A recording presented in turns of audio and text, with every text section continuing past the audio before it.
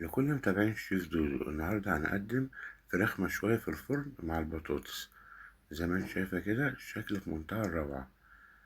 هنجيب بصلاية، هنقطعها قطع زي ما انت شايفة كده، وهنحطها في الخلاط.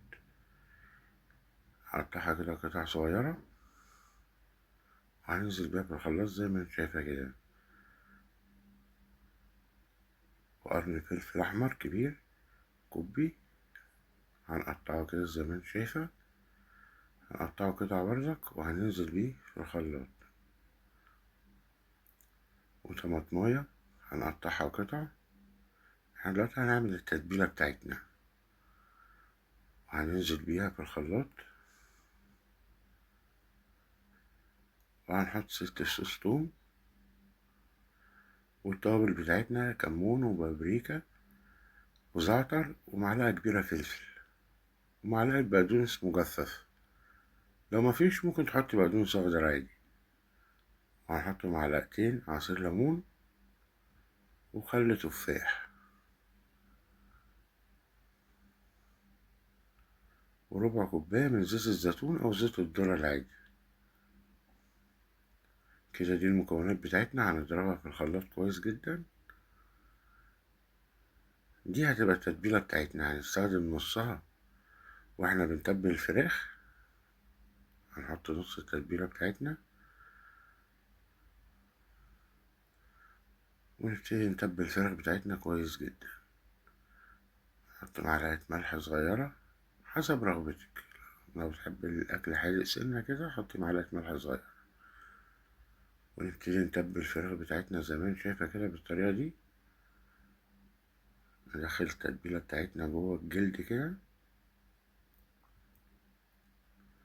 كل قطعة في الدجاجة نتبلها كويس زي ما انت شايفة كده بالطريقة دي.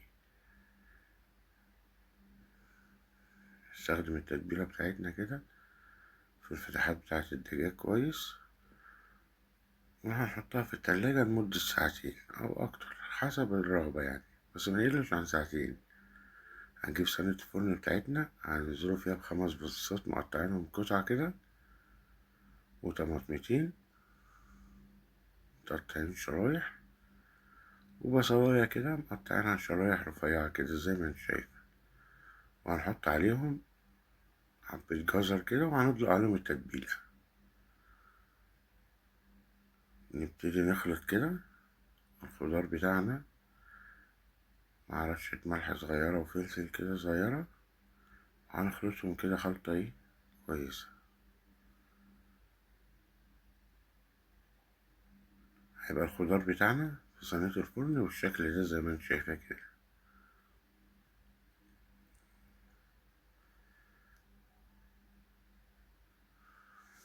نبتدي ننزل بالفراخ بتاعتنا كده في الصينية.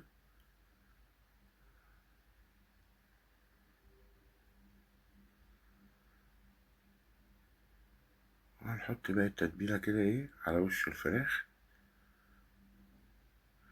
هندعك بقى الفراخ كده ايه، نغرق الفرخة من فوق كده زي ما انت شايف.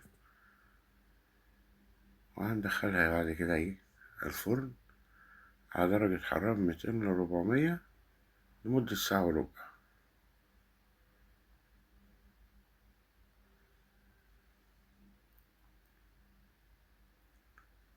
دي هتكون نتيجة الفراخ بتاعتنا بعد ما طلعت من الفرن. هنستخدم الصوص اللي نزل من الفراخ كده، وهندهن بيه الفراخ كده زي ما انت شايفة كده. اديها وش تلميع كده. قمة في الروعة، طريقة جربيها مش هتندمي. وصفة سهلة وبسيطة. اديها رشة بقدونس كده، وننزل بيها في طبق التقديم بتاعنا زي ما انت شايفة كده. متنسوش الاشتراك في القناة وعمل لايك للفيديو. تتقدم مع رز أو مع العيش عادي.